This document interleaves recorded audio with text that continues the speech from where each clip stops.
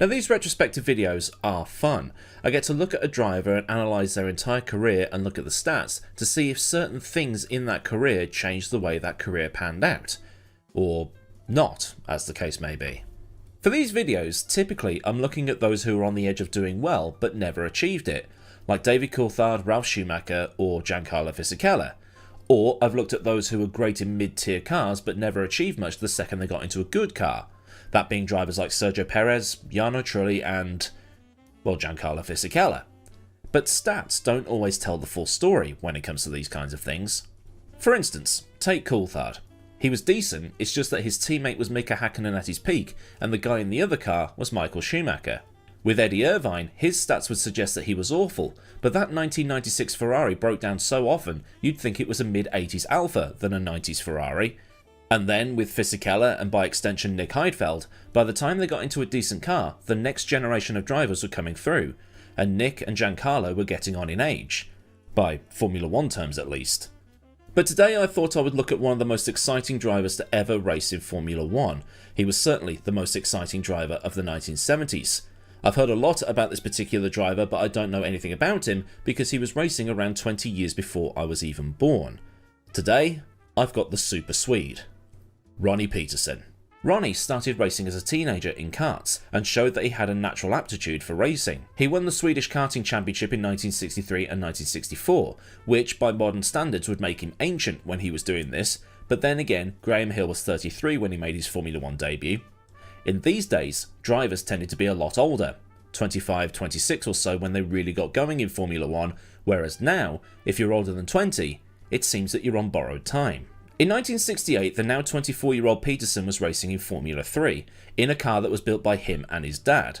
I can't find a picture of it, so I'll have to use some sort of filler image or something along those lines, but basically what he and his dad did was essentially copy the Brabham chassis that the other drivers were using in this 1-litre engine series.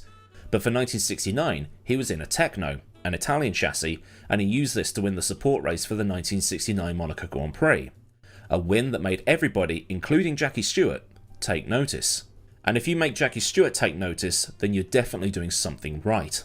While he attracted attention, he hadn't attracted quite enough to get a full-time drive. So for 1970, he entered Formula 1 in a privately entered March car that was owned by Colin Crabb. This being the old days where people could do that, and it was really the Concorde Agreement that stopped people doing it. The Concorde Agreement locked people in for the whole season, so it stopped the part-timers and local have-a-go heroes from getting on the grid. Crabb had originally used the McLaren M7B in the 1969 season, an experimental car that had low-slung fuel tanks and the now industry-standard DFV in the back. Vic Alpha drove this distinctive car and took it to a points finish at Clermont-Ferrand in France and also at Silverstone, before he wrecked it at the Nürburgring. Thankfully, the engine survived where the chassis did not, and Crabb was then approached by some barrister-turned-racing driver-turned-businessman, Max Mosley, who had just set up a company with Alan Rees, Graham Coker and Robin Hurd. The company, March, which was a mashup of all their names, so Mosley, Alan Rees, Coker, Hurd, asked Crabb if he wanted to try one of their cars, so he took the offer. He put the rescued DFV in the back, and it was ready to go. Although the supply of this car came with one condition. Mosley said that Crabb could have the car on the proviso that it's Ronnie Peterson that drives it. So Ronnie was now in Formula 1. All thanks to Max Mosley? Probably. The car was originally in the yellow and red of Antique Automobiles, but then became Colin Crabb Racing after the second round of the season, or at least the second round that car entered. That's because Ronnie was entered into 9 races of the 1970 season, missing 4 of them. And Ronnie scored no points, despite having the same car and engine combo as Jackie Stewart and Chris Amon, with Jackie taking 3 podiums and a win. But Jackie also suffered his fair share of retirements. That said, Ronnie got 7th on his debut, and while he wasn't able to challenge the likes of Stewart and Amon, he was on pace with March's factory driver, Joe Siffert. Due to lack of funds, Colin Crabb Racing couldn't do any testing, and the car had also turned out to be difficult to drive and difficult to set up. Ronnie hadn't yet got the experience to work out what he needed to do to get the car handling in a better window, but on his debut, Ronnie was the only person in a March to finish, so that was encouraging. Colin Crabb decided not to go into 1971 despite being offered a customer Ferrari, but Ronnie had impressed Mosley so much that he got a factory March drive for 1971. 1971 went so much better though. March had made improvements to the car to the point Ronnie was having much better returns in races. While the South African Grand Prix hadn't been great, with a 10th place the best he could do, although it's not confirmed whether or not he had car problems, Ronnie scored 5 podium finishes with 4 second places to finish second overall in the championship, behind the dominant Jackie Stewart, who strolled to his second world title in his Tyrrell. Ronnie was ahead of the likes of Sever, Ickx, Fittipaldi and Regazzoni. Not bad. Not bad at all. He also won the 6 Hours of Watkins Glen in an Alpha that year. Another season with March in 1972 beckoned, where he finished 9th, but then in 1973 he'd be moving to Lotus. And at Lotus he became known as one of the most exciting drivers on the grid. He established himself as a star driver who was incredibly fast on the track but chilled and reserved off it, and also being incredibly friendly with his teammates and his boss, Colin Chapman. His speed and personality drew comparisons with former Lotus driver and still regarded as one of the greatest today, Jim Clark. He was humble and had soft-spoken charm, and his size made him stand out as well. He and his wife Barbara were the Oscar and Lily of their day. With Ronnie at Lotus, he was in one of the most iconic and important cars in Formula 1 history, the 72. With the radiators mounted onto the sides and the front and rear wings of the car being there by design rather than being added on afterwards, it was the first properly modern Formula 1 car. And Ronnie was ragging this thing around the tracks of the Formula 1 calendar and getting him and Lotus a lot of attention. At the French Grand Prix of 1973, Ronnie took his first win, and would then take 3 more wins at Austria, Monza and Watkins Glen. But true to Lotus form, the car was unreliable, and it was fragile, and Ronnie could only manage 3rd in the standings. Ronnie also picked up a nickname while he was racing for Lotus, the Super Swede, and a lot of people were wondering what he might be able to do if his Lotus wasn't made of wet toilet paper. The challenges were going to pick up through 74 and 75. Lotus had brought the 76 model to replace the aging 72, and it was supposed to be more advanced than the 72. Having better aero, being lighter overall, having a slightly longer wheelbase, and the whole thing narrower and lower than before, with a biplane style rear wing supposedly to improve stability. Oh, and it also had an electrically operated clutch, which was a precursor to the semi-automatic flappy paddle sequential gearboxes that they have today. But it was too early for any of that, and it was rubbish. Ronnie hated it, and so did Jacky Ickx.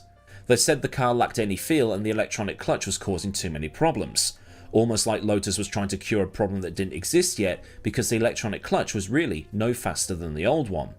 The weight distribution was all over the place, and like Lotuses always did, they broke down too often to do anything meaningful. So they went back to the 72 for 74 and 75, which by now was starting to show its age. The Ferrari 312 and McLaren M23 were also multi-year-old cars, but they'd come in later than the 72 and had a higher ceiling than the 72. So Lotus was going to be left behind for those 2 years until they got their next challenger out. Peterson finished the season in 5th, which actually wasn't too bad. Ickx meanwhile was down in 11th and equal on points with Mike Hailwood. Because of the 72 shortcomings versus the more modern machines around them, Ronnie was pushing himself and the car to the absolute limit, and sometimes beyond that limit. And the skill required to push that car beyond what it should be able to do for the sake of an extra position, despite the Lotuses being borderline dangerous, it elevated his status with the fans even more. Things got worse in 1975 as Ronnie was 9th in the standings overall. The Lotus 72 was now, well, an antique, a relic of the past. So as you can imagine, things weren't going well at Lotus. Ronnie didn't want to be driving this antique car anymore, so he signed a deal with Shadow, a team I do need to look at in a future video. But Chapman told him that they got the new car coming very, very soon, and that he just needed to hang on a little longer. Ronnie drove the first race of 1976 in the new Lotus 77, but after that race in Brazil, which he retired from, he went back to March and won the Italian Grand Prix. Lotus would also win a race in 1976, but it took him until the end of the season to do so. It was that Japanese Grand Prix. So you might be thinking that Ronnie went back to... This is the hard part, right? Because they had the Lotus 78 in 1977. It gets very confusing, so let me try that bit again. Right. So did Ronnie go back to Lotus in 1977 when they had the Lotus 78? No. He went to Tyrrell instead. Because why have 4 wheels when you can have 6? Although things didn't go much better there. He failed to finish in the first 4 races of 1977. He spun off at Argentina, was involved in a crash at Brazil, and his fuel system played up at Kyalami and also at Long Beach. His only podium of the year came at Zolder, and the season was a long one simply because the Tyrrell was more unreliable than the Lotus. And that's saying something.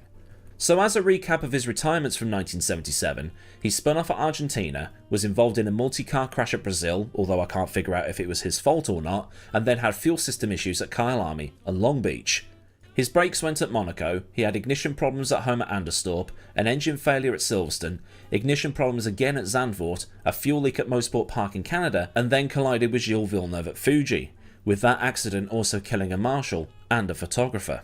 So he was tempted back to Lotus for the 1978 season, a move that surprised a lot of people, but it turned out that it was the place to be. Lotus had got the new 79, the car that was to start the ground effect revolution in Formula 1. It wasn't the first car to use this way of generating downforce. The 78 the year before had also used ground effect, but the 79 took it to new levels. Lauda and Ferrari had won the previous year in 1977, but for 1978, the 79 was years ahead of what everybody else had, and it was the car to beat. Although the 78 being used in 77 and the 78 in 79 won't be confusing at all, will it? But as the season went on, the journalists started wondering different things about what was going on at Lotus, because Ronnie, over the course of the decade, had shown that he had the most outright pace of any driver on the grid, more than the other megastars of the 70s in Stewart, Fittipaldi, Hunt and Lauda. Yet here was Andretti posting faster lap times. Now that's not me having a crack at Andretti and being anti-American drivers in Formula 1 or anti-IndyCar or what other things you might want to pull out of your ass, because Andretti was one of those megastars too, and he'd shown how versatile he was, winning in virtually any kind of car through his career. Mario Andretti is one of only 3 people to win a Formula 1 Grand Prix, an IndyCar race and a NASCAR race, the other 2 being Juan Pablo Montoya and Dan Gurney. I was going to say AJ Foyt as well, but when he won the Indy 500 in 1961 it wasn't part of the Formula 1 World Championship, so I can't give him that technicality. Tangent aside, Andretti was talented, he just didn't have the same raw pace as Peterson. To give them a comparison to other drivers, Andretti and Peterson were Prost and Senna, just a decade earlier. But how Andretti was able to be faster than the fastest driver on the grid, nobody could work out. One theory from the time is that Andretti had much better car setup knowledge and a better engineering brain than Ronnie did, and was able to extract every last percent from the Lotus, while Ronnie couldn't. And the difference between the two is that one could get his head around the car, while the other just, well, couldn't. A similar theory has cropped up with the 2022 regulations. People who want to carry the brakes super deep into the corner couldn't adapt because the cars won't let you do it. But the difference was noticeable from a statistical point. Not only had Andretti got more poles through 1978, in every instance where the ground effect monsters finished 1-2, Andretti led, and Peterson had only scored 2 wins all season, that being when Andretti's car had suffered issues. Rumours then started spreading that McLaren had offered Ronnie a contract for 1979, but Peterson was refusing to comment on any speculation. And this speculation was fueled by assumptions that team orders might have been in place at Lotus, because in most of those 1-2s, Peterson had finished close behind without even attempting to battle.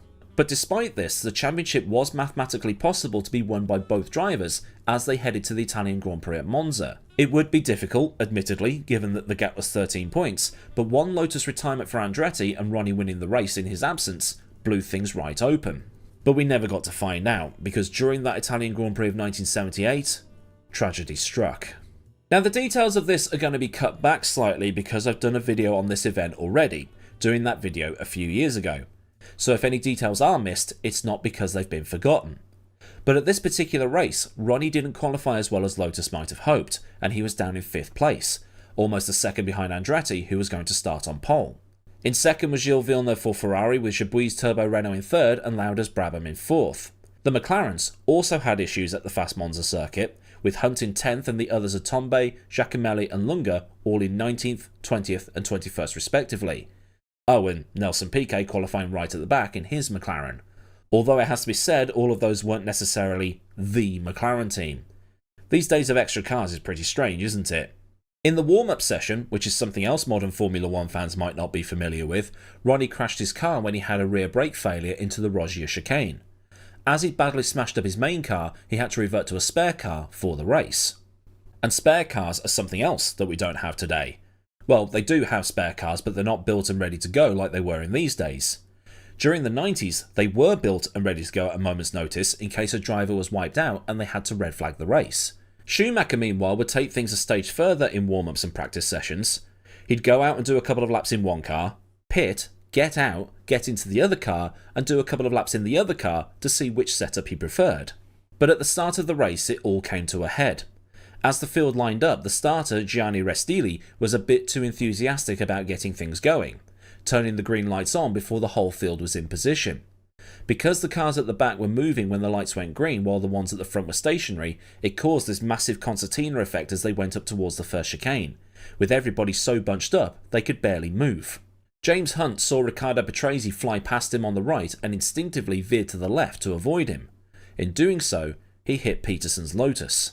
Brambilla, Stuck, Depaille, Peroni, Daly, Regazzoni and Lunga were all wiped out in the chaos. Peterson, meanwhile, had been punted off into the barriers where his car hit the barrier hard on the right-hand side and then caught fire. Hunt, Regazzoni and Depaille lifted the Swede out alive and conscious, but with massive leg injuries. It took Professor Sid Watkins 20 minutes to get to the scene despite only being in the pit lane because the Italian authorities had barred him from entering the track. Brambilla, meanwhile, had been hit in the head by an errant wheel and had been knocked out, and at the same time had sustained a skull fracture. What hadn't helped is the nature of the track being what it is anyway. The start-finish is very wide at Monza, but then it narrows after the pit exit, so the funnel effect is much bigger than it would be compared to somewhere else, especially if drivers are trying to use that extra room to make overtakes, and in doing so are going 4, 5, even 6 wide. The race was suspended for nearly 3 hours as they cleaned up the wreckage, and also had to make a further delay because the Armco at the Lesmos had been damaged when Scheckter crashed while driving back round to the grid to take the restart. While in hospital, the doctors were thinking about what to do. Peterson had multiple bone fractures in his legs, so the plan was to either have him stay in Milan or wait to be operated on, which could risk amputation, or they could operate immediately and run the risk of a bone marrow embolism. Or they could take the third option, which was transport him to Austria or Switzerland, where they've got experience with these sorts of injuries happening to skiers. Option 2 was the one that was taken. Operate immediately, with the operation starting around 9 PM. During the operation, fat in the bone marrow entered Ronnie's bloodstream and caused his kidneys to fail. Professor Watkins had gone to the hospital to supervise and found that fat globules were obstructing the small arteries in the retinas, and he told the Italian doctors to do a specific procedure to see what Ronnie's brain functions were like. But by the time they could do that procedure, Peterson had gone into full kidney failure and was pronounced dead at 9:11 AM. Andretti won the championship as a result of this now fatal accident, and he'd actually been about to protest the result of the Grand Prix because he was penalised 1 minute for a start infraction. Niki Lauda, who had actually won the race, although Andretti had crossed the line first on track and then been penalised, which sent him down to about 5th or 6th, I think it was, offered Andretti the winner's trophy, but because Andretti was so grief-stricken with everything that had gone on, he refused to accept it. Formula 1 had lost its most exciting driver of the era, and a fan favourite. Many in the business regard Peterson to be the greatest driver to never win the championship, and that's something that's actually a very short debate. He's also considered to be the best racing driver from Sweden, and that's including the likes of Stig Blomqvist and other rally drivers. At the 2014 Monaco Grand Prix, Marcus Ericsson wore a Ronnie Peterson tribute helmet and wore a similar helmet when he won the 2022 Indy 500. There's also a film called Super Swede, which was released in 2017, and I think it's still on YouTube if you want to watch it. And even more sadly, his wife Barbro never got over his death, leading to her own self-inflicted death in 1981. His daughter, Nina, who is named after Jochen Rindt's wife, opened the Ronnie Peterson Museum in 2008, but it had to shut in 2009 because it couldn't get any more state funding.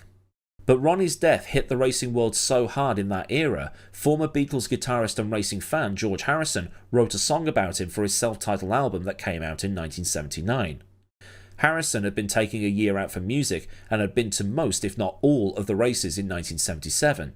And the song Faster, that was the third UK single from that album, not only paid tribute to Peterson, but also raised funds for a cancer research charity set up by Gunnar Nilsson. The what-ifs are always easy to figure out with the benefit of hindsight and statistics and what we know now in 2025 versus what they knew back in the 1970s. So to end this video, I want to present you with the question that has been asked already. Is Ronnie Peterson the greatest Formula 1 driver to never win the World Championship? Do leave your opinions down in the comments section and get a bit of a discussion going. So then, a look at the life and career of Ronnie Peterson, regarded as being the greatest driver to never be the world champion. If this has been an interesting video for you, then do give the video a like so I know a good job was done, and for more from the channel, get subscribed and also get the bell on so you never miss out on anything else that I do around here. Massive thanks as ever go out to the mad lads over at Patreon who continue to support me at a more personal level, and if you want to help with the picture purchasing piggy bank or help keep the lights on, then there's a link to Patreon in the description, along with links to Discord, socials, affiliates and anything else that you might want or need to know. There's also super thanks for one and done donations, and there's also memberships so you can Patreon without the Patreon. So until next time, I've been Aidan Millward, have a great day wherever you are, and goodbye.